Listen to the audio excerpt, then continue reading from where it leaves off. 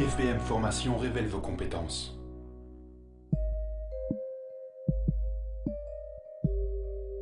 Madame la ministre, mesdames et messieurs, chers lauréats, chers participants au Technios Trophy. Alors aujourd'hui c'est un grand jour à Liège et pas uniquement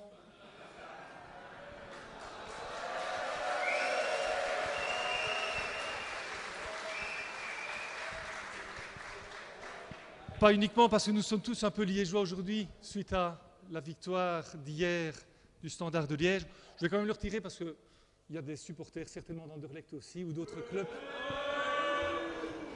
Et donc je vais retirer l'écharpe pour que ça se passe dans de bonnes conditions. Mais un grand jour, et permettez-moi ce clin d'œil, l'occasion était trop facile, mais un grand jour non seulement pour cet événement, mais parce que nous sommes réunis pour les Technios Trophies. Beaucoup de têtes sans doute parmi le corps enseignant, les directions qui sont présentes. Je disais que quelques personnes avant. Les plus anciennes épreuves remontent, je crois, à 1992. Donc c'était l'étincelle d'or en soudage au CPS. Et je salue la directrice qui est présente. Et puis ces épreuves que nous avons faites avec les partenaires sociaux, et je m'exprime au nom de la CSC, de la FGTB et d'Agoria, Fédération de l'Industrie aujourd'hui. Ces épreuves se sont étendues à d'autres qualifications importantes pour nous dans l'enseignement technique et professionnel, la mécanique. Ici, nous sommes dans le temple de la mécanique, notamment. D'autres qualifications sont présentes aussi. Je salue le directeur général Maurice Sommer de Technifutur. Et alors, nous avons étendu également cela à la maintenance industrielle il y a quelques années. Et ces épreuves se sont déroulées, je pense, à Technofutur Industrie, à Gossely. Je crois qu'il y a des représentants, notamment j'ai vu Alain Stas tout à l'heure. Et Daniel Van den Doel là-bas au bout. Donc ces épreuves sont importantes pour nous dans l'industrie, pour les partenaires sociaux, pour différentes raisons. Et je retiens généralement trois motivations qui nous ont toujours poussés, Paul, à privilégier cette relation entre l'école, les jeunes, vous-même donc, et l'industrie. La première raison, c'est que, et je voudrais que tous les lauréats et ceux qui ont participé d'une manière ou d'une autre, même s'ils n'ont pas le trophée in fine, mais enfin, je crois que l'essentiel c'était de participer. Au total, 400 jeunes quasiment ont participé à ces épreuves de présélection, etc. Même si aujourd'hui, 56, je crois, lauréats seront célébrés. Je voudrais d'abord déjà tous les féliciter et insister donc sur cette première raison, c'est que ces trophées pour nous, ces épreuves, c'est une épreuve de qualification. Et donc, trop souvent, dans l'enseignement technique professionnel, mais même jusqu'au niveau d'ingénieur, la technologie, on ne voit pas très bien ce vers quoi ça peut conduire, si c'est vraiment important. Et je peux vous dire au quotidien, pour fréquenter les entreprises de tout secteur d'activité, quand on est soudeur, quand on est mécanicien, quand on est agent en maintenance industrielle, eh bien, vous avez une vraie qualification en main, vous avez vraiment quelque chose qui a de la valeur, non seulement à titre personnel, pour votre engagement, pour vos compétences, mais également sur le marché de l'emploi d'une manière générale. Et donc, ces épreuves qui sont organisées, le diplôme que vous aurez, je l'espère tous, ici en juin dans l'enseignement technique et professionnel, et ce bonus, en plus, ces trophées, eh bien, c'est vraiment une reconnaissance de la qualification de votre engagement, et je pense que ça a beaucoup de valeur. Deuxième objectif, deuxième motivation que nous avions et que nous avons toujours, c'est promouvoir les métiers et l'enseignement technique et professionnel. Je le disais un instant, il y a d'autres qualifications généralement qu'on met en avant sur le marché de l'emploi. Aujourd'hui, vous savez sans doute, ou vous ne le savez peut-être pas suffisamment, on pleure après des qualifications techniques, des compétences, des jeunes qui sont motivés, qui sont qualifiés dans le domaine industriel à tous les niveaux, chaudronnier, tuyauteur, soudeur, mécanicien, usineur, dans le domaine des télécoms, électricien, agents de maintenance industrielle, la liste pourrait être longue. Tous les métiers qui sortent des filières industrielles de l'enseignement sont prisés sur le marché du travail. À Technifutur, puisque je vois le directeur général ici, les gens qui sortent qualifiés, ils trouvent un job dès le lendemain. Et donc, il est utile pour nous, il est important pour nous que ces métiers de l'industrie, ces filières industrielles dans l'enseignement technique et professionnel soient revalorisées. Je sais que beaucoup d'initiatives sont déjà prises.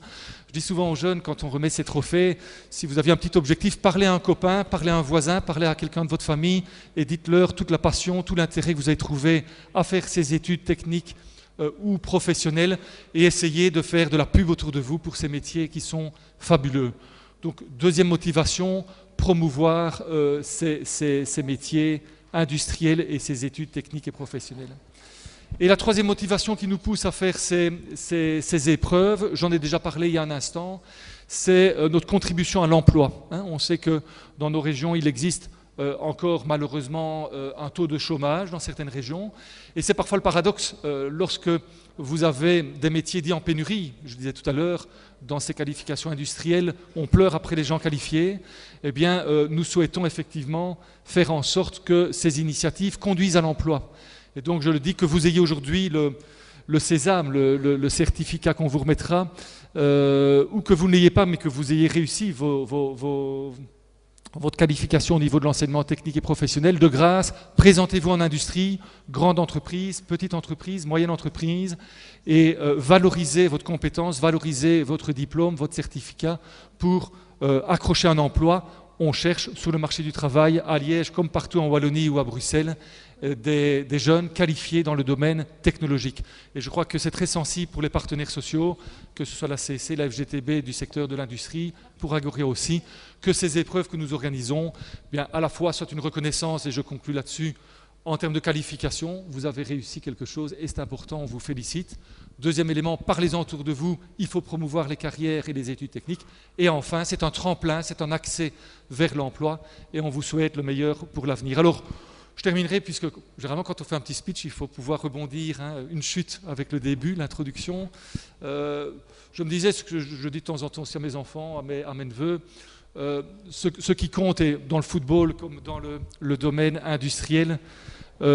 Pour y arriver, qu'est-ce qui compte? Et quelle que soit l'équipe qui gagne, mais il faut des gens qui soient d'abord motivés et qui font les choses avec leur cœur, avec passion. Donc faites les choses qui vous intéressent, mais faites-le bien, faites-le avec motivation, faites-le avec passion. Et je crois que vous les jeunes qui avez fréquenté ces épreuves de qualification, ben vous vous êtes engagés, vous avez fait les choses avec le cœur, avec la passion, et c'est la clé vers le succès. Deuxième élément, et ce n'est pas toujours ce qu'on entend quand on est dans la société d'aujourd'hui, quel que soit l'âge, ce n'est pas une question de jeune ou de moins jeune, c'est le sens de l'effort et de l'engagement.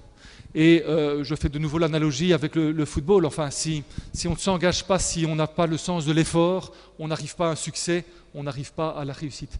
Et donc, dites-vous que demain, vous y arriverez certainement, et je vous le souhaite, si vous êtes passionné, mais si vous vous engagez et si vous avez le sens de l'effort et de vous dépasser tous les jours. Et puis enfin, la ministre de l'Enseignement est ici, les directeurs généraux des centres de compétences comme Technifutur sont ici aussi.